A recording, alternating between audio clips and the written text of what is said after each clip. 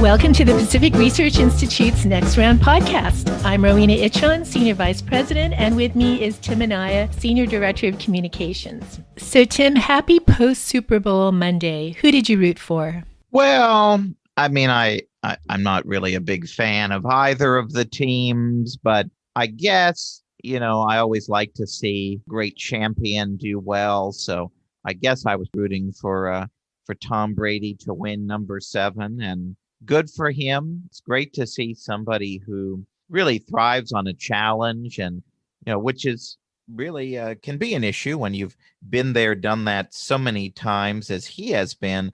But great for him to dismiss all the comments by the naysayers. I think very few people actually picked Tampa Bay to win the Super Bowl over the vaunted Patrick Mahomes and the Chiefs. But good for him to win number 7, and he says they're coming back next year. So maybe we'll be watching them again a year from now.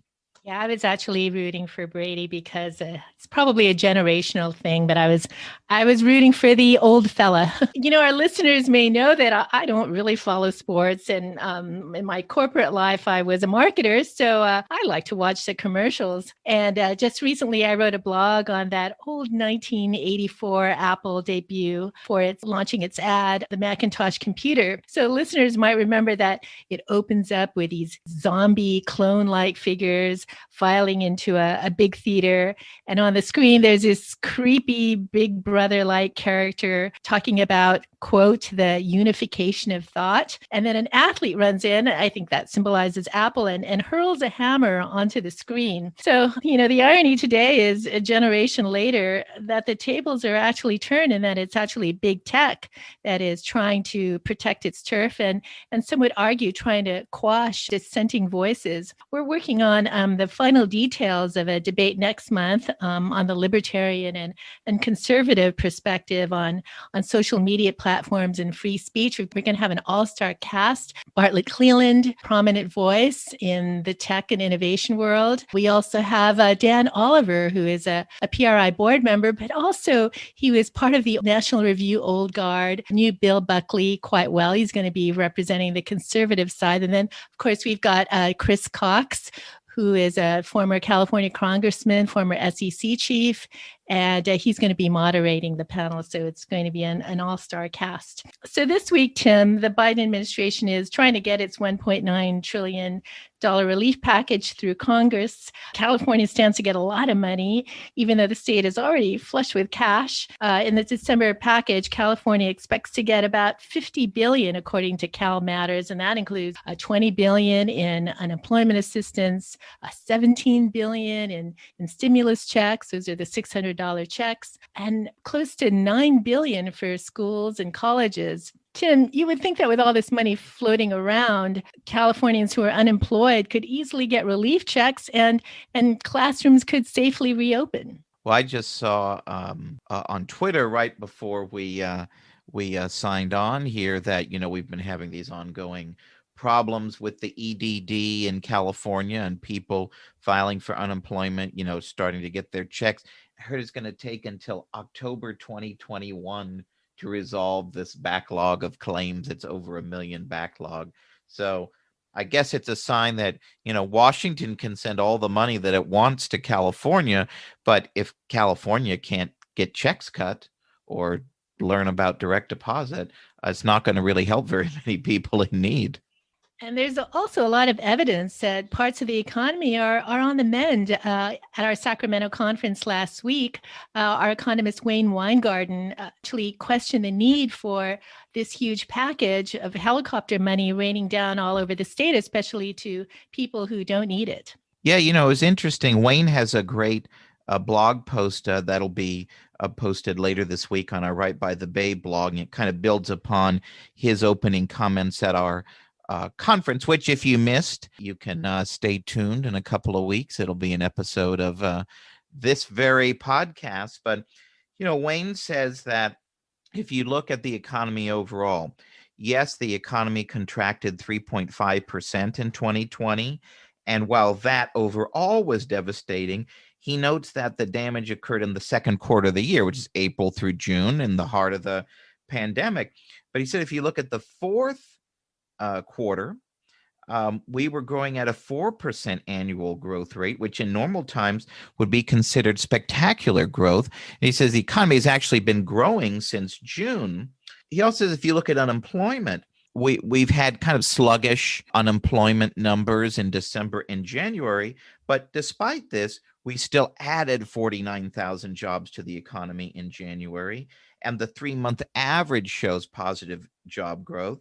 And he also notes that our unemployment rate now, which is 6.3% nationally, is encouraging because it shows the peak unemployment rate has declined to levels that he says are well below recessionary peaks. He also has a lot of thoughts about what is the demand in our economy. And he really argues that because we've had really actually high income growth during the pandemic, incomes are higher today than before the pandemic, and we have a high savings rate, maybe because we're not spending money on vacations and we're getting these big stimulus checks. He argues that once the economy fully opens up, all this pent-up demand is going to cause a surge in the economy, and particularly in these hard-hit areas like entertainment and restaurants and travel that people have been denied for so long. So it's very interesting. I encourage you to read his full commentary on our blog when it posts later this week. So this next podcast that our listeners are about to hear is from our Sacramento virtual conference, and our keynote speaker was Congresswoman Young Kim. Tim, you know Young Kim from your years in the legislature. Why don't you introduce her and give us your impressions? Well, Young Kim is an immigrant from Korea. She was a community leader for many years. She worked as Congressman Ed Royce's constituent caseworker, field staffer for many years. And then she got elected to the California State Assembly in 2014. And I had the privilege to work with her then. And she was a go-getter who worked so hard. No one works harder than Young Kim, especially fighting for her constituents. Well, elections didn't go so well in 2016 and 2018, but she was elected to Congress despite all the odds. November 2020, she flipped a seat from blue to red, and now she represents the 39th Congressional District in Washington. And it was great to see on a busy day for her. She was literally running back and forth, casting votes before and after our interview, to see her there and to see her already hard at work on behalf of her constituents. So in the conversation that you're about to hear, you're going to hear, we kind of talk about the hot issues before Congress today. We'll talk about the debate over economic stimulus and the budget reconciliation vote that was before Congress last week. It's kind of the way that the Democrats are aiming to push through a Democrat-only COVID stimulus plan without needing Republican votes. We talk about reopening schools. We talk about COVID distribution.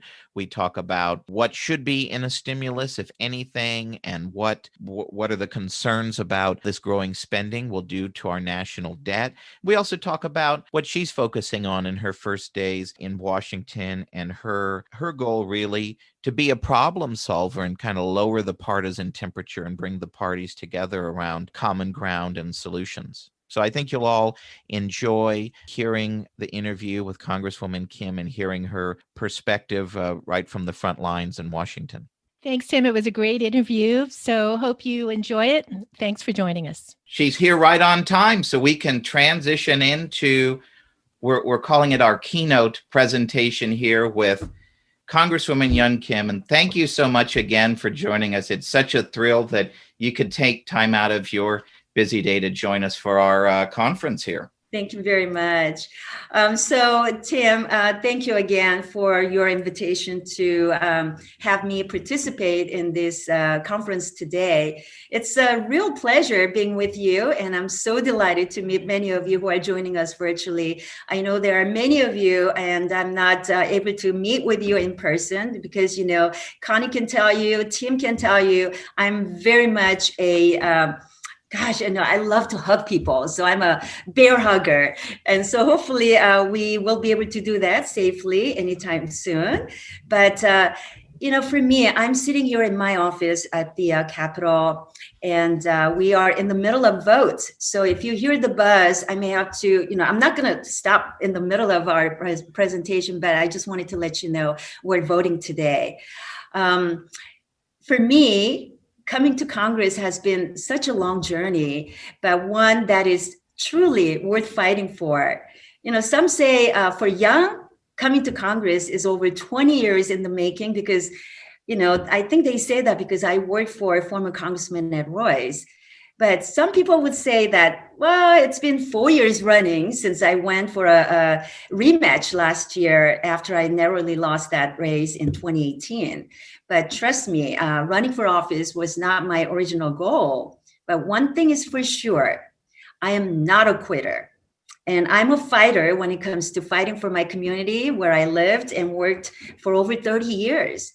This 39th district is my home, my community. I'm representing my family and friends that I love. So I just wanted to give you a quick personal background before we get into your questions. As you know, I'm an immigrant from South Korea. So I do have a very, very humble beginning.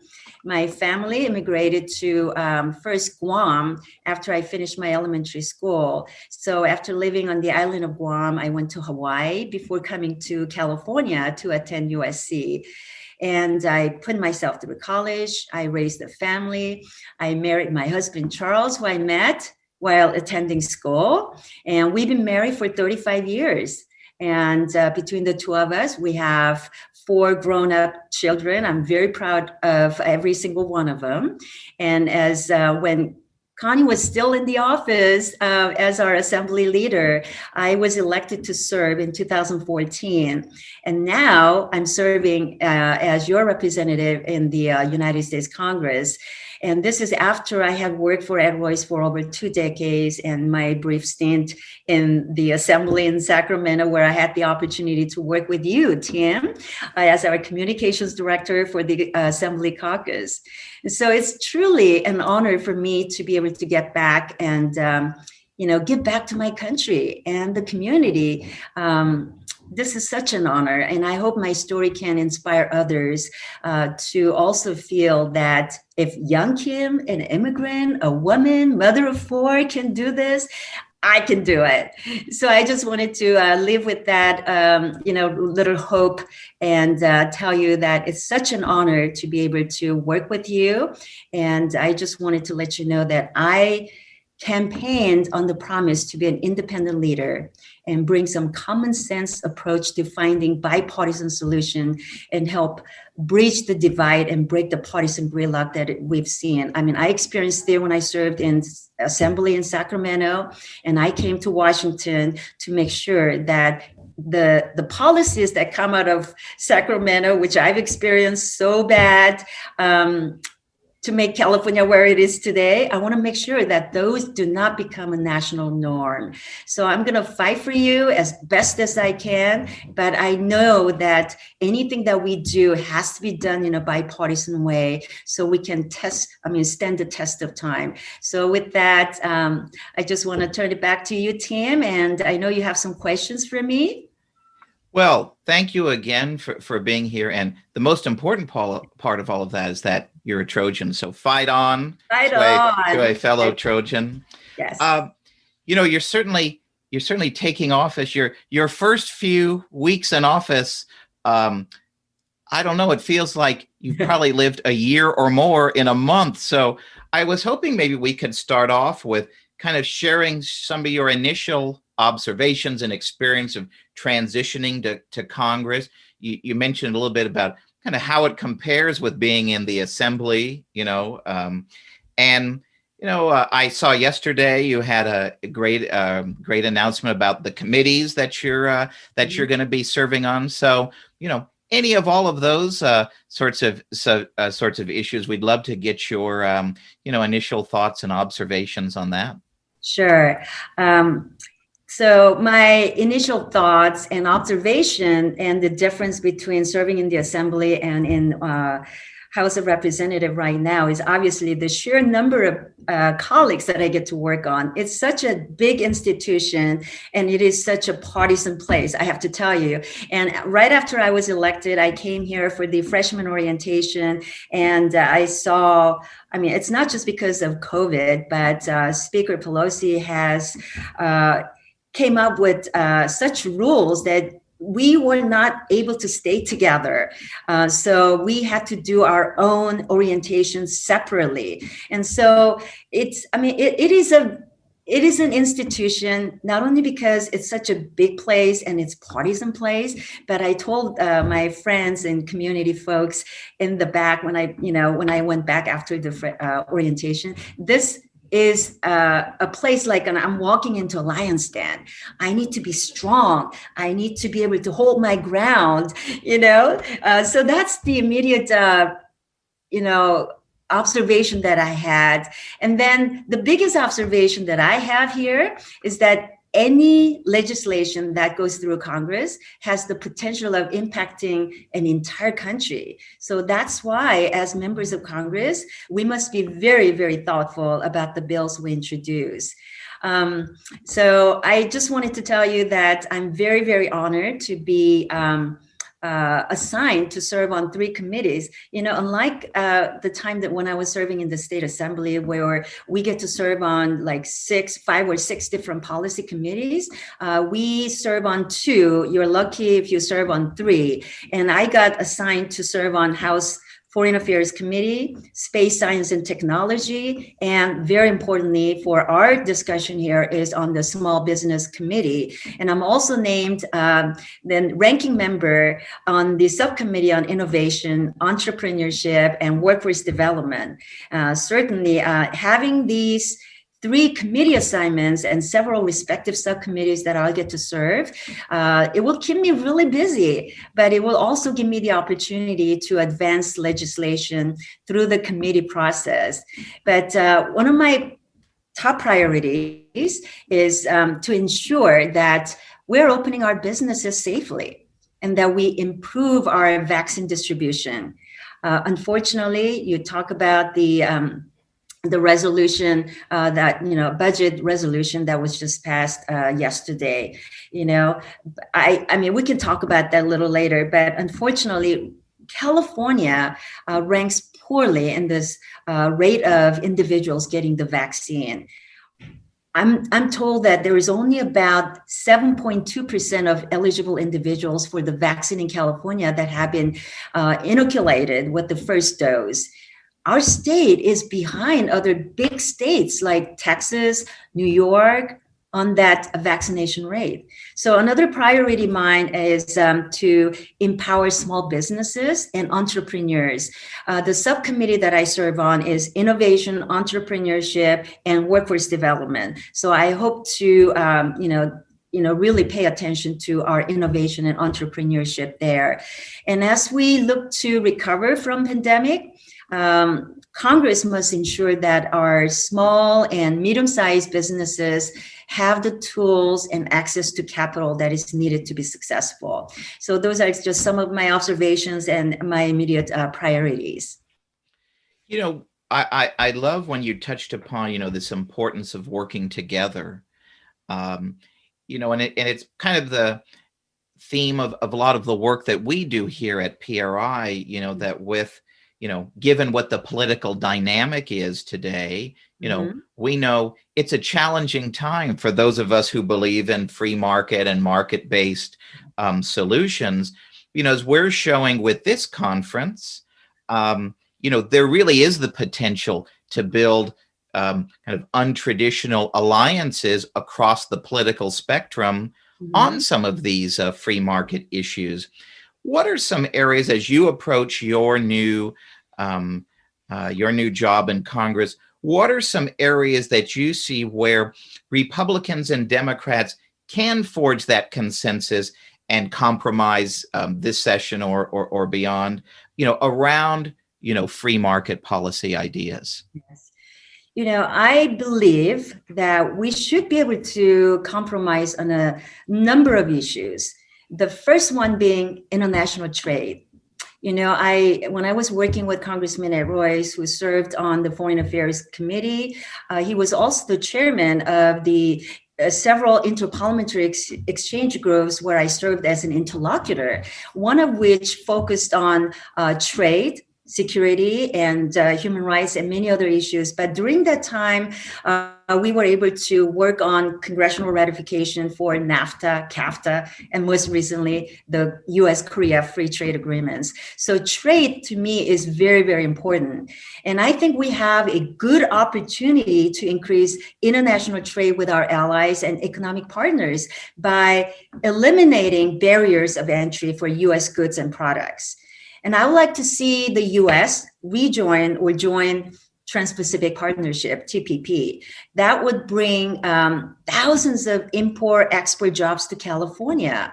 As you know, the ports of Los Angeles and Long Beach, they rely on the commerce that we have with our Asian countries. So if we rejoin TPP, it would allow us to encircle China and increase our commercial footprint in the region. Now, kind of starting out, I know it's definitely not a 9-to-5 job, your job back there. As I know, we were texting way too late where you were back east last night. And, certainly we're off to the races this week with, all the deep discussion about stimulus legislation and the budget reconciliation that happened this week. I believe the Senate passed the legislation something like 5:30 in the morning East Coast time this morning, not yesterday. It's been interesting, the development on how this discussion over stimulus / reconciliation has gone on. You have that Senate Republican group, extending that kind of olive branch offer to try to work with the Biden administration on a cheaper plan that might get more consensus. But it seems that the Speaker and Senator Schumer are really trying to push through this $1.9 trillion plan. Yeah. As we noted, this week you voted on that budget reconciliation plan. What are your thoughts on this whole debate over stimulus in Congress and the various plans? We joked with Connie and asked her to put her tiara on, which, as you know, she has many in her office. If I borrowed one of her tiaras for you and made you Queen of Washington for the day, what would you ultimately like to see in a final stimulus measure that passes? And is having a huge plan like what's being talked about, is that the best thing we should be doing to help our economy right now? As I said earlier, I came to Congress hoping that I could work across the aisle with Democrats and Republicans alike to provide Americans with the bipartisan relief that they so deserve and need right now. But with what we witnessed yesterday, passing the budget resolution, Democrats have made it very, very clear that as long as they have the majority, they have no intention of compromising with Republicans on a stimulus package. Remember, there is still about $1 trillion that have yet to be spent from the relief bills that we passed last year. So the next relief package should not be bloated, but targeted. Small businesses are still struggling because of the lockdowns that we've experienced all year last year. So if we can provide targeted relief to save small businesses immediately, we can save jobs. Relief should also focus on vaccine distribution and reopening schools. That's why I joined my colleagues in the Problem Solvers Caucus, which I'm a member of.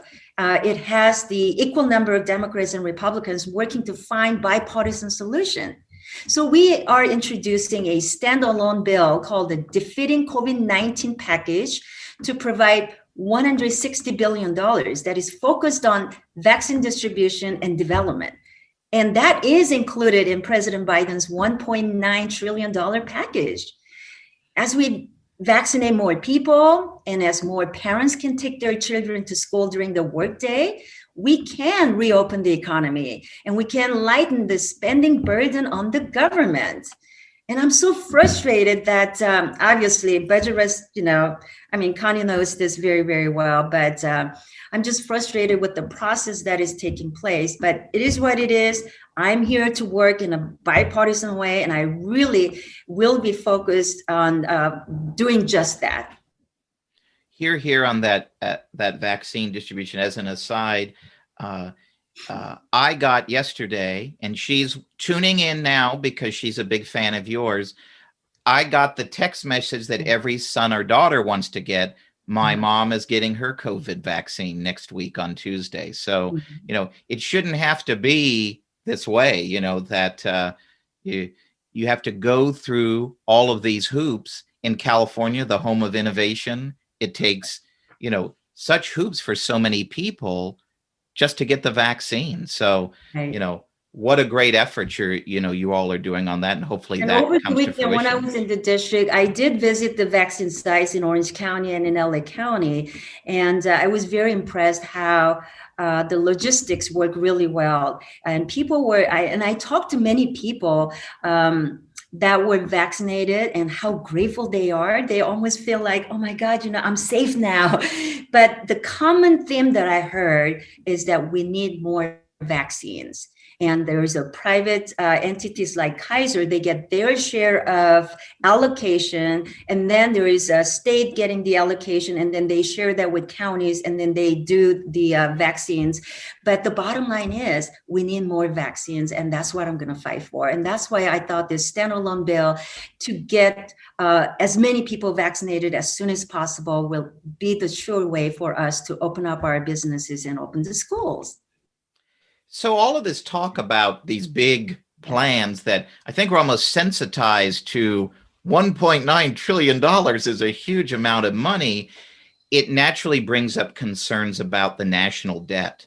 The first Biden plan, is going to be paid for. You have in Washington what we don't have in Sacramento, literally a printing press of money. Mm-hmm. And that's in addition to all the massive spending increases we had last year for the various COVID plans. And many economists are fearing that our debt is growing out of control.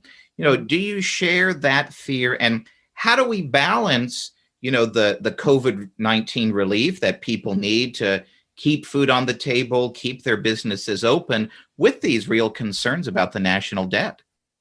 Tim, I completely share that concern with economists. The national debt is over $27 trillion, and our current levels of spending are not feasible in the long term. Eventually, interest on our debt will outgrow the federal government's entire annual budget.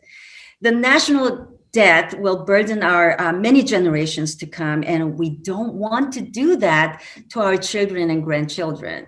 As stated earlier, the stimulus package needs to target those hit the hardest by this pandemic. We need to provide the means for businesses and schools to safely reopen. The faster we can vaccinate people, the faster we can get people back to work eventually and bring our spending down as the economy returns to normal. So ignore that buzz. That means I got like 510. My staff is sitting here giving me signs. I just heard from them. So you have good staff there. So I think maybe what I'll do is I'll ask you this last question that we can end on, and then you can get there too, because being a former staff, once a staffer, always a staffer. So we want to keep you on time. The big debate with COVID over school reopenings, both in California and across the country. President Biden says he wants to get America's students back to school as quickly as possible. Yet, teachers unions in California has really been holding up these swift reopening plans. You've seen charter schools and private schools adapt so much more quickly to online learning than our traditional schools. You've seen restrictions placed on their funding. So in your view, what should Congress be doing to get schools reopened as quickly as possible? Is it a funding issue? Is it a policy issue? It's both. And how do we ensure parents and students have these choices that they're demanding to ensure that, all of our students have the best education possible, even in a pandemic?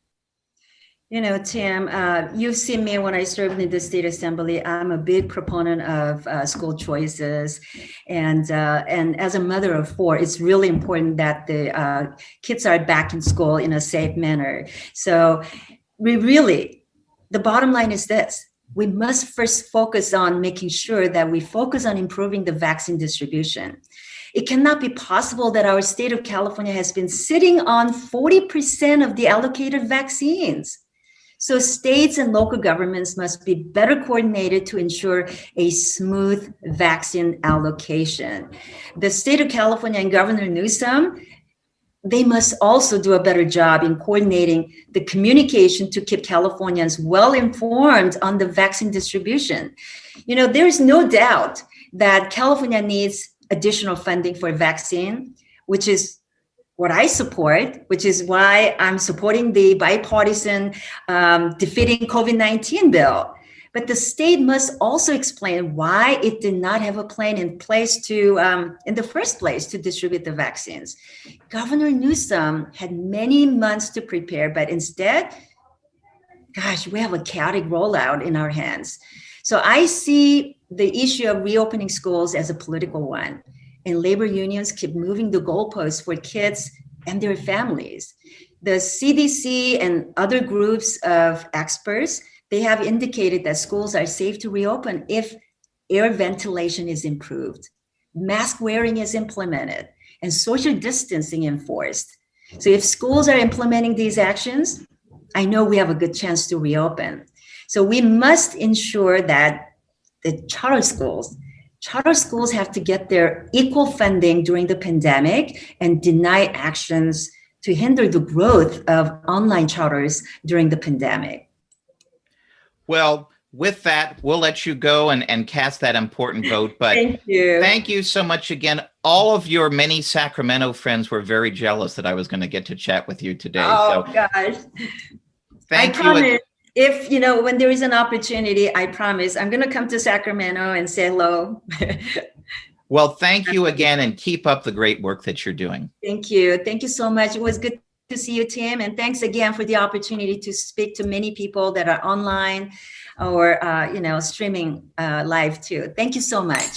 If you like this episode, please tell your friends and subscribe to PRI's podcast at iTunes, Google Play, Stitcher, TuneIn, iHeartRadio, and Spotify. And when you're on these platforms, don't forget to give us a big 5 stars. If you don't subscribe to any of these, you can still listen on PRI's YouTube page, youtube.com/Pacific Research 1. That's the number 1. Thanks for listening. I'm Rowena Ichon. Hope you'll come back again for next round with PRI.